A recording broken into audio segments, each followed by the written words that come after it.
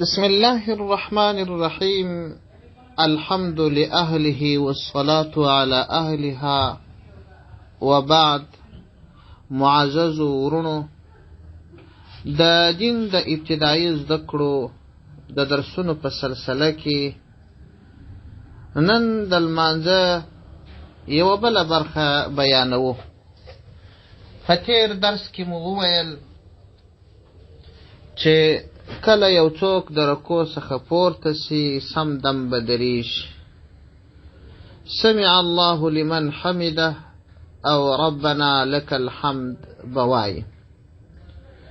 او دا خبره مو وکړه که چیرې لمونځ یو چا په جماعت کاوه نو امام په لوړ اواز سمع الله لمن حمده وایي، مقتدي به ربنا لك الحمد وایي. او کچیری یوازې لمونځ کاوه دواړه به وایي.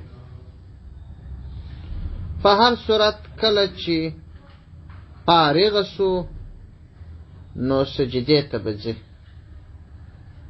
یعنې سمع الله لمن حمده ربنا لك الحمد چې وویل سم دم ودرېدی بیا به ځي سجدې ته. او سجده به په داسې شکل باندې کوي چې اول به زنګنونه لګوي، بیا به لاسونه لګوي، بیا به پزه لګوي، بیا به تندی لګوي، او لاسونه به تر غوږو لاندې ایږدي. او اکثره خلک داسې وي چې کله سجده کوي نو لاسونه یې د ځګر سره نیولي وي. نه، لاسونه به تر غوږو لاندې په داسې شکل ایږدي که فرضاً د غوږ څخه یو څاڅکی را ایله سي د دې لاس پر خپړې به مشلي، او دا ګوتې به نه ډېرې کلکې ټینګې نیسي نه بیا پراخې نیسي، خپل عادي حالت ته به یې پرېږدي. او د لاسو د ګوتو سرونه به مخ پر قبله کي، او کله چې پر رکوع پر سجده وي دغه د پښو ګوتې دا به هم مخ پر قبله وي، کت کړي وي د ګوتو سرونه به یې د قبلې طرف ته وي. او پښې پر مځکه لګول په سجده کې فرض دي. که چیرې چا دواړې پښې پورته کړلې یو وار برته یې کښېښولې نو مکروه کار خو دی، خو که یې ټوله سجده پښې پورته نیولې وې سجده یې نه ده ادا سوې. او په سجده کې به 3 وارې حد اقل سبحان ربي الاعلى وایي. سبحان ربي الاعلى، سبحان ربي الاعلى، سبحان ربي الاعلى. دغه 3 وارې سبحان ربي الاعلى په سجده کې ویل سنت دي، او خپل سجده کول فرض دي. سجده که فاته سي، که قصدن پاته سي، که سهون بدون عذر پاته سي، لمونځ نه دی ادا، ضرور بل لمونځ راګرځي. هغه عذر چې یو څوک مریض سي هغه خو بیا جلا مسله ده. او د سمع الله لمن حمده تر ویلو وروسته چې دا تکبیر وایي الله اکبر دا هم سنت دی.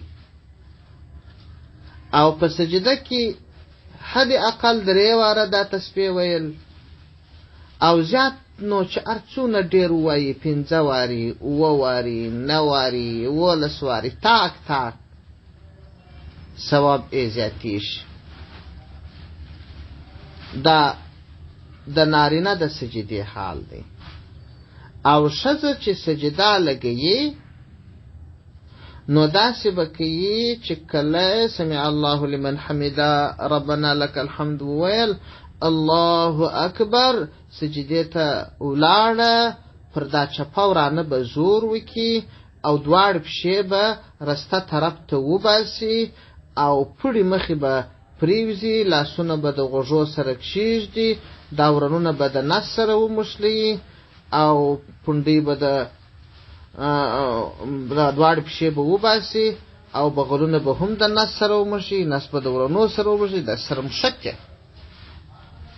دغه طریقه د ښځې دپاره ښه ستر والا ده. او نارینه چې سجده کوي هغه به یې ښه مخ ته کوي، دغه بازوګان دا به یې د ځګره څخه لري، نس به یې د ورنو څخه لري، پونډۍ به یې لرې وي. پیغمبر علیه السلام چې به سجده کول داسې پراخه سجده به یې وکړله چې یو سیرلی یې هم تر نس وتلی سوای. او نارینه به دا دواړې پښې په سجده کې جګې ودرېږي لکه مخکې چې مو وویله. او ښه دا ده چې دا دواړې پښې سره نږدې کړي او ښځه به دواړې پښې باسي په سجده کې، جګې به نه یې ولاړې. نو دا د سجدې ترتیب سو. د نارینه او د ښځې فرق په دغه ځای کې سو. نارینه چې سجده ادا کړي نو بیا به راپورته سي.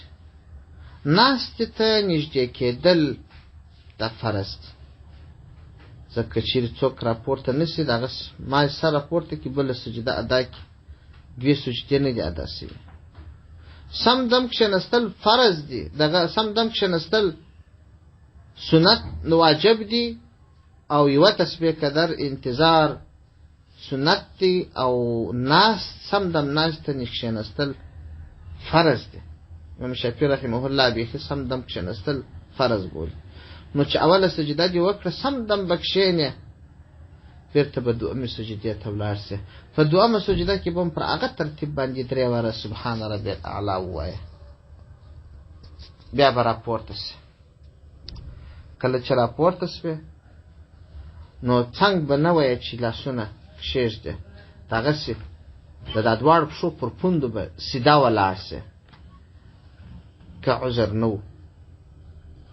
نو دویم رکعت به هم پر هغه ترتیب باندې وکړې. صرف په دې دویم رکعت کې نو اعوذ بالله نسته، سبحانک اللهم نسته، هغسې الحمدلله به ووایه، هغسې سورت به ووایه، هغسې به رکوع ته ولاړ سې، هغسې به د رکوع څخه پورته سې، قومه به وکړې، سمع الله لمن حمده ربنا لک الحمد به ووایه. پر د هغه ترتیب به دواړې سجدې وکړې. البته په دې دویم رکعت کې چې د سجدې څخه راپورته سوې نو کښېبنې. اوس به نو وګورو چې ته 2 رکعتیز لمونځ کوې که 4 رکعتیز لمونځ کوې. که دې 2 رکعتیز لمونځ کاوه لکه د سهار 2 رکعته فرض، نو د هغه د اخره ناسته ده التحیات به ووایه او درود شریف به ووایه، اللهم ربنا به ووایه. التحیات چې د هغه الفاظ داسې دي: التحیات لله والصلوات والطيبات السلام عليك أيها النبي ورحمة الله وبركاته السلام علينا وعلى عباد الله الصالحين أشهد أن لا إله إلا الله وأشهد أن محمدا عبده ورسوله. دا تشهد یا التحیات اسوه، او دا درود شریف بیا اللهم صل اللهم بارک دی. نو اوس چې ستا اخیره ناسته ده التحیات به ووایه، اللهم صل اللهم بارک به هم پسې ووایه. اللهم صل على محمد وعلى آل محمد كما صليت على إبراهيم وعلى آل إبراهيم إنك حميد مجيد. اللهم بارك على محمد وعلى آل محمد كما باركت على إبراهيم وعلى آل إبراهيم إنك حميد مجيد. دا درود شریف. ورسته به دعا وکړه. دعا څه ده؟ اللهم ربنا آتنا في الدنيا حسنة وفي الآخرة حسنة وقنا عذاب النار. دا چې شو دعا سو. اوس نو که د سهار لمونځ 2 رکعته فرض وي نور نو ته سلام ګرځې، او که 2 رکعاته نفل وي هم سلام ګرځول کیږي. خو په هر صورت که دا اخیره ناسته نه وه بلکې دغه وه